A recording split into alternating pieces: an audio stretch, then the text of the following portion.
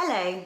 In this Faculty of Arts home video, I am going to be talking about solitude within the early modern home.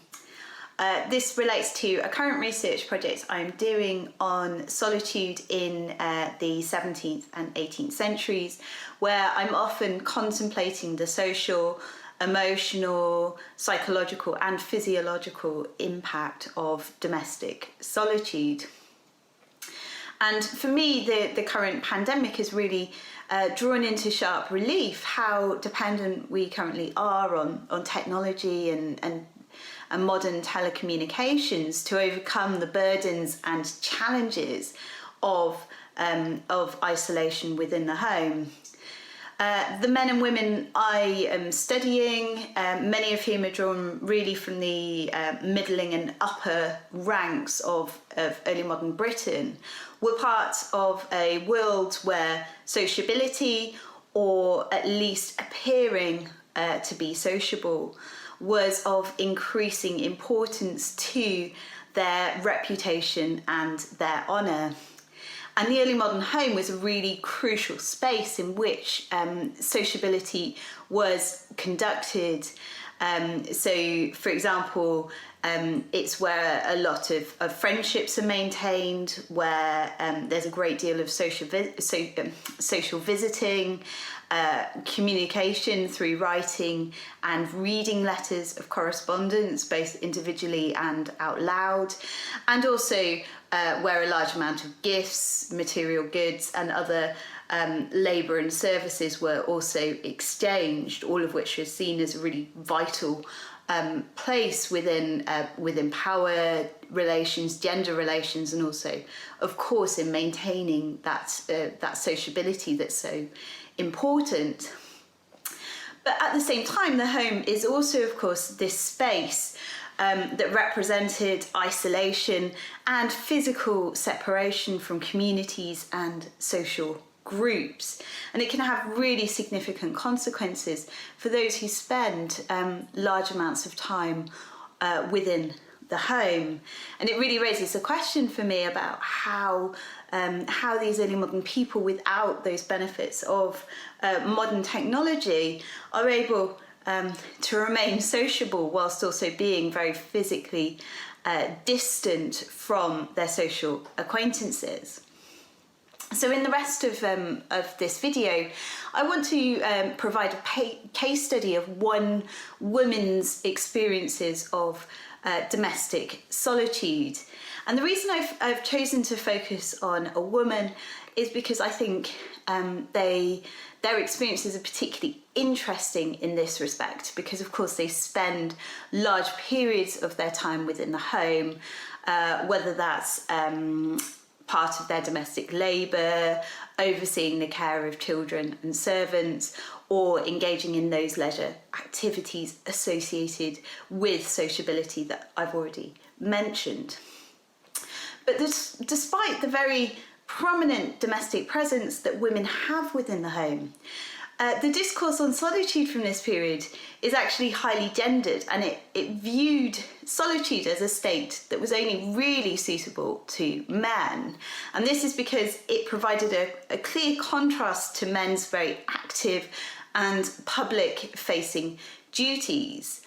So this means that women's time spent within the home was rarely ever conceived as being solitary, even if they do spend large periods of time without any companionship. Women were considered as the more sociable of the two sexes, but they were also believed to not have those intellectual capacities that were necessary to devote large periods of time to solitary pursuit, because they were believed to not have the rationality and self-control necessary. And the woman that I want to discuss is a woman called Lady Anne Dormer. She was from Oxfordshire. She's a gentlewoman, and she has a very unhappy marriage to Robert Dormer.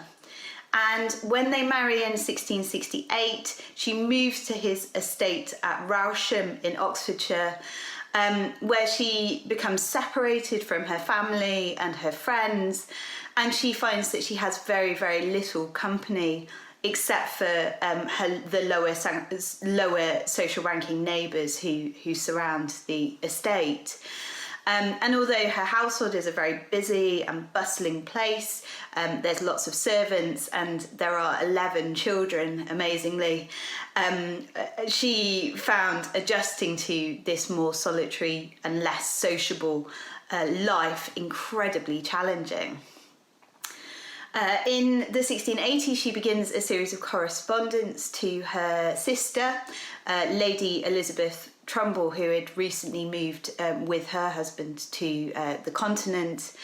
And it's in these letters that Dormer really recounts her experiences of solitude and also the very abusive relationship that she experiences with her husband. And she often talks about her private closet as being this really important and safe space for her, a safe shelter. I think she describes at one point where she can read and write in solitude and privacy. And she contrasts this very much with the overbearing domestic situation that she has outside of the closet, where she talks about how she can often get a little quiet. And she entirely attributes this to the fact that her husband, Robert, is tyrannical. He monitors her movements, he's very manipulative, and he's very abusive to her. As a respectable gentlewoman, she attempts to maintain the sociability, hospitality and visiting that's expected of a woman of her social rank. Yet she talks about how her marriage really starts to alter her views on sociability. She often talks about the fact that she finds more joy when she's quite alone than she ever did when she was at the height of her jollity when she was in her youth. And when she reflects on the social visits that her and her husband used to make early in their marriage, she lamented how the continual rudeness that he showed towards her and how he shamed her in public had actually encouraged her to actively shun company and to seek refuge at home. And in one letter, she really tellingly says that if Robert failed to be civil to her when they were in private, then she's not going to bother to venture abroad with him, because she can much more easily bear a private affront than she can a public one. And so really she was perpetually poised between this love of being alone but also continually yearning for company. And this has a really interesting impact on how she then comes to relate her experiences of solitude. And she uses her letters to her sister Elizabeth as a kind of surrogate for that lack of companionship that she was experiencing within the home. She explains that the only pleasure she really has is in talking, and when she says talking, she means writing to and corresponding with her friends that create happiness within that very miserable situation that she's in. So her withdrawn and solitary state leads her really to cherish those epistolary relationships that she's maintaining through her letters, even if they're only really imagined rather than real encounters. And of course, it's hard to predict how patterns of sociability and of solitude are going to change in light of the COVID-19 pandemic. We might question whether we will cherish our solitude more after spending so much time on our own and with our family and loved ones. But it might also encourage us to shun solitude altogether and to really enjoy and make the most of time in company. And whilst, of course, we cannot map our contemporary experiences onto of solitude onto the past, it's useful, I think, to think about how individuals like Anne Dormer spoke about, overcame, and also experienced domestic solitude. And whilst her story, of course, does not necessarily provide a solution, I think it does underscore how very closely intertwined sociability and solitude really are. They're really not the binary opposites that we would expect them to be. And I think her story shows very nicely how both are needed to provide us with a sense of self-worth and well-being in our everyday lives. Thank you.